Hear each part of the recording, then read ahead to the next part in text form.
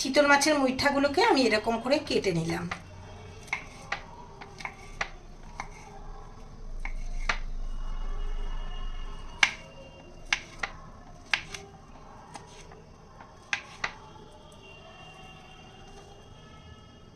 চিতল মাছের মুইঠা তৈরি করতে লাগছে হলো চিতল মাছের মুইঠাগুলোকে টুকরো টুকরো করে কেটে নিয়েছি।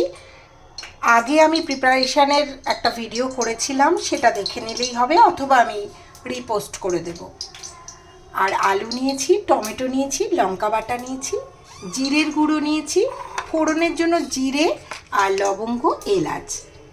আর সব রান্না হয়ে যাওয়ার পরে আমি একটু তেজপাতা আর এলাচের গুঁড়ো ছড়িয়ে দেবো, এতে দুর্দান্ত টেস্ট হবে। আমি এতে কোনো পেঁয়াজ রসুন কিচ্ছুই ব্যবহার করব না, এমনিই ভালো লাগে। কড়াইতে সর্ষের তেল দিয়ে তাতে একটুখানি জিরে দিয়ে দিলাম, তেজপাতা দিয়ে দিলাম আর এলাচ লবঙ্গ দিয়ে দিলাম। এরপর ডুমো ডুমো করে কেটে রাখা আলুগুলো দিয়ে দিলাম। আলুগুলো যখন একটু ভাজা ভাজা হলো তখন লঙ্কা বাটা দিয়ে দিলাম আর একটু জিরের গুঁড়ো দিয়ে দিলাম।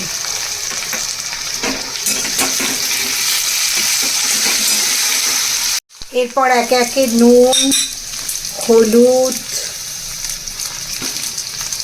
দিয়ে চিতল মাছের মুইঠাগুলোকে এর মধ্যে দিয়ে দিলাম। দিয়ে একটু ভাজা ভাজা করে অল্প করে আমি জল দিয়ে দেবো।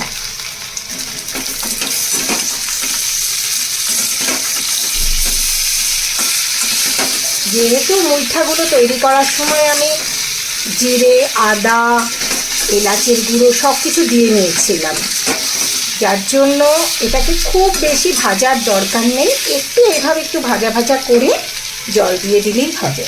ডুমো করে কেটে রাখা টমেটোগুলো দিয়ে দিলাম, নাড়াচাড়া করে ব্যাস উষ্ণ উষ্ণ জলটা আমি দেবো। ফুটে উঠলে এলাচ লবঙ্গ আর তেজপাতার গুঁড়ো আমি দিয়ে দেবো, আর নুন মিষ্টি স্বাদ মতো দিয়ে দিলেই হয়ে যাবে চিতল মাছের মুইঠা। একটা জিনিস বলতে ভুলে গেছি, আমি এর মধ্যে আদা বাটাও একটু দিয়ে দিয়েছি। এবার একটু জল দিয়ে দেবো। ঝোল খুব বেশি হবে না, অল্প অল্প গ্রেভি হবে, যেটা দিয়ে ভাত মেখে খেতে ভালো লাগবে।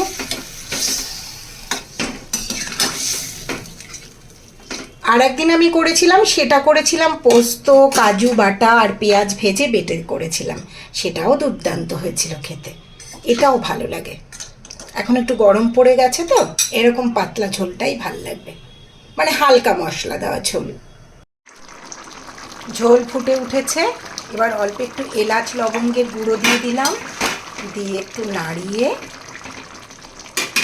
একটু কাঁচা লঙ্কা দিয়ে ব্যাস এবার ঢেকে রেখে দেবো। কেউ ইচ্ছে করলে একটুখানি ঘি দিতে পারো, আমি ঘি দেবো না, এইভাবেই নামিয়ে রাখি দেবো।